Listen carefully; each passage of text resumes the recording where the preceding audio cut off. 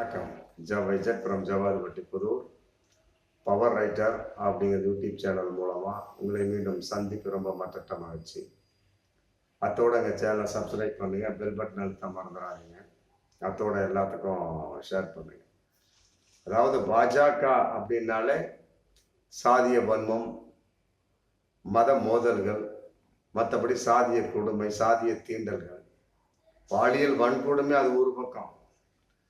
ஆனா இந்த பிரச்சனையை பொறுத்த வரைக்கும் சாதிய கொடுமைகள், சாதிய பேச்சுக்கள், சாதிய தீண்டல்கள், வார்த்தைகளால் அப்படிங்கிற ஒரு விஷயம் வெளியே இருந்துகிட்டு இருந்தது. இன்னைக்கு நாடாளுமன்றத்துக்குள்ளேயே நுழைந்து விட்டது, அரங்கேற்றி விட்டார்கள் அப்படிங்கிறதா மிக கேவலமாக பகிரங்கமாக எதிர்க்கக்கூடிய ஒரு சூழல். இந்திய அளவுக்கு இன்னைக்கு மிகப்பெரிய ஒரு போராட்ட களமாக, மிக வன்மமாக பார்க்கக்கூடிய ஒரு சூழல்.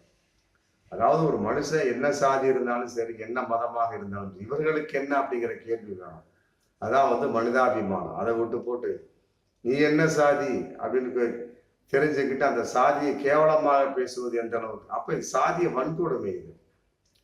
அப்ப இவங்களுடைய அடிப்படை என்னங்கிறது துண்டா எல்லா வகையிலுமே தெரிஞ்சு போச்சு. ஆவுனா மத மோதல்கள், ஆவுனா சாதிய வன்கொடுமை, சாதிய தீண்டல்கள், இதுதான் இவங்களுக்கு தெரிந்த ஒரு அஜெண்டா. RSS குடும்பம் அப்படித்தான் இருக்கும் அப்படிங்கிறது பல வகை நிரூபணமான ஒரு விஷயம். அந்த வகையில முந்தா நாள் நாடாளுமன்றத்தில் அனுராக் தாக்கூர் பேசுறார். ராகுல் காந்தியினுடைய சாதியை குறிப்பிட்டு வன்கொடுமையாக பேசக்கூடிய ஒரு சூழல். அது நாடாளுமன்ற அவை குறிப்புல நீக்கின உடனே மிகப்பெரிய ஒரு அமளி. அதன் அடிப்படையில இவர் என்ன பண்றாரு, பிரதமர் மோடி அதை நாடாளுமன்ற அவை குறிப்பிட்டு நீக்கப்பட்ட ஒரு விஷயத்தை வாங்கிட்டு போய் தன்னுடைய எக்ஸ் பதிவுல வெளியிடுறார். எக்ஸ் பதிவுல இதையும் கொஞ்சம் கேளுங்கள் சொல்லி போட்டு அனுராக் தாக்கூர் பேசிய பேச்சை வெளியிடுறார்னா எந்த அளவுக்கு மனசுக்குள்ள சாதிய வன்கொடுமை, அந்த வன்மம் இருக்கும் பாருங்க. அதாவது ராகுல் காந்தி அதுக்கு பேசுறாரு, நீ என்னதான் என்னை அவமானப்படுத்தினாலும் சரி, எப்படிப்பட்ட ஒரு சாதிய ஒரு பெயரை வைத்து என்னை கொடுமை செய்தாலும் சரி, வன்மம் செய்தாலும் சரி, ஆமா நான் அடுத்த ஆட்சிக்கு வந்தேன் அப்படின்னா கட்டாயமா சாதிவாரி கணக்கெடுப்பை ஒரு சட்டப்படி கொண்டு வருவேன் அப்படி ரொம்ப திறமையாகவும் ரொம்ப ஊர்ஜிதமாகவும் பேசுறாரு. ஆமா, இதெல்லாம் பாமக கேட்கணும். ஏன்னா அவங்க தான் இப்ப ஊரெல்லாம் சாதிவாரி கணக்கு இப்படி நடத்துங்க சொல்லிட்டு இருக்கிறாங்க. அப்படி ஒரு கட்சி இருக்கானே தெரியல, அந்த அளவுக்கு ஆகிப்போச்சு நிலைமை. அந்த அளவுக்கு ராகுல் காந்தி பேசுறாரு.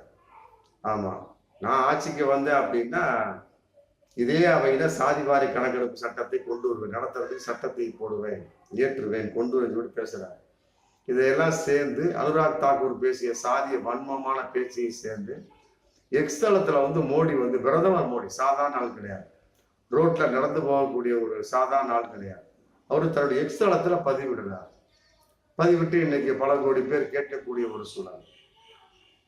அதையெல்லாம் அவனை இன்னொரு விஷயம், அதாவது இந்த பேச்சு அவை குறிப்பில் நீக்கப்பட்டாச்சு. சபாநாயகர் நாடாளுமன்ற அவை குறிப்பு நீக்கிட்டாரு.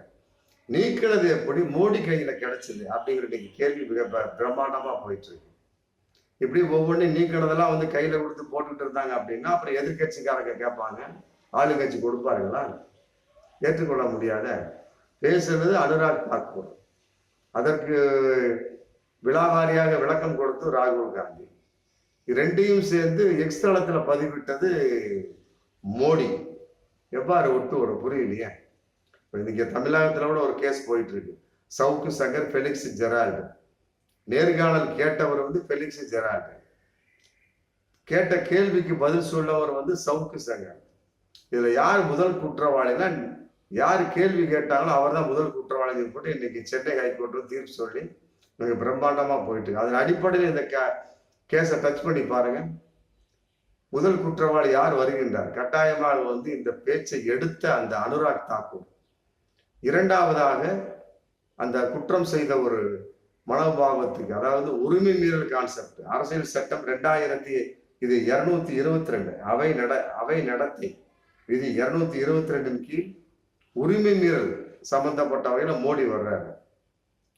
எப்படி 222 அவை நடத்தை விதி உரிமை மீறல் கீழே இன்னைக்கு வந்து மோடி வந்து சட்டத்துக்கு புறம்பாக நடந்து விட்டார் அப்படிங்கிற குற்றச்சாட்டு அவர் மேல வந்துருக்கு. அதனால வந்து காங்கிரஸ் எம்பி சரண்ஜித் வந்து இன்னைக்கு வந்து மக்களவையில வந்து தாக்கல் பண்ணியிருக்கிறார் உரிமை மீறல் தீர்மான நோட்டீஸ். கட்டாயமா இதுக்கு வந்து பதில் சொல்லியே ஆகணும். அனுராக் தாக்கூர் மன்னிப்பு கேட்கணும். அதையெல்லாம் விட மோடி அவர்கள் பதவி விலக வேண்டும் அப்படிங்கிற ஒரு கோரிக்கையை வந்து காங்கிரஸ் வைக்கவே இல்லை. உண்மையில் வைக்கணும். அதாவது என்ன விளையாட்டு சமாச்சாரமா இல்லை. அவை குறிப்பில இருந்து நீக்கிட்டாங்க. அது எப்படி வந்து மோடி கைக்கு போச்சு. அப்ப மோடியை வந்து சபாநாயகர் உள்ளூடா, அப்ப சபாநாயகர் வந்து ஆளும் கட்சிக்கு சப்போர்ட்டா அப்படிங்கிற கேள்விகள் அதுல வருது. சபாநாயகர் என்பவர் பொது மனிதர். அவர் ஒரு மீடியேட்டர் மாதிரி பொது மனிதர், நடுநிலையாளர்.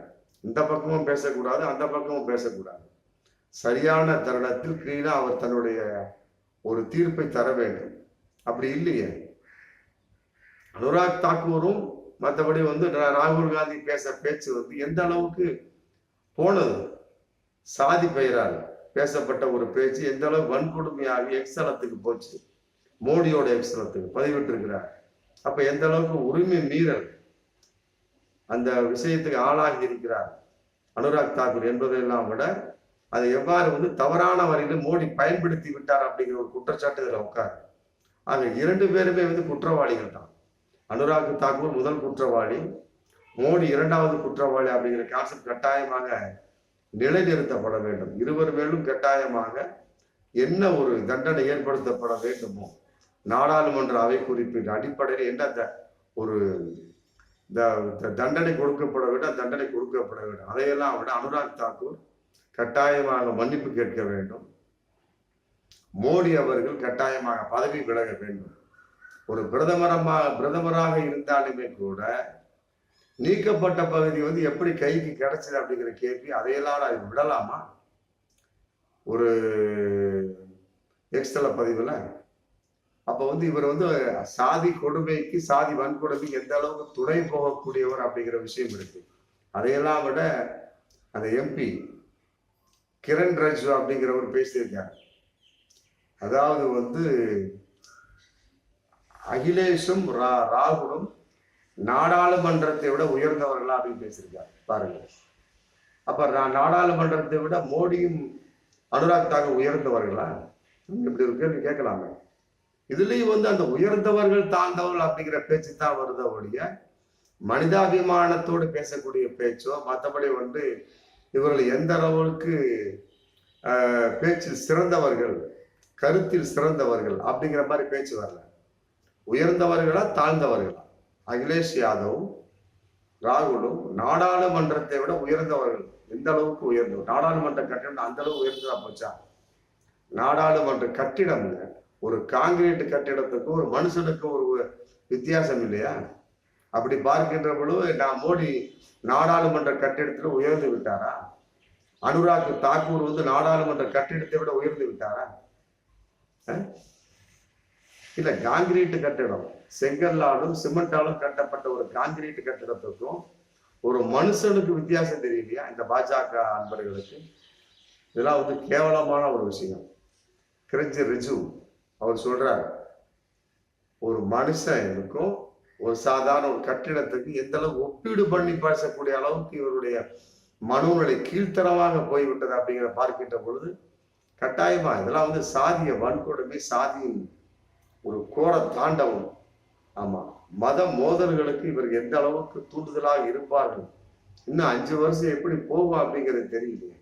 ஆரம்பமே இப்படி இருந்தால் வரும் காலங்களில் எந்த அளவுக்கு இந்த இந்தியாவில் வந்து சாதிய வன்கொடுமை பாஜகவால் தலைவிரித்து ஆட்டி வைக்கப்படும், இவர்களால் வந்து மத மோதல்கள் உருவாக்கப்படும் என்பதை பார்க்கின்றபோது உண்மையிலே பகிரங்கமாக ஆமா குலை நடுக்கம் வருகிறது என்பதுதான் உண்மை.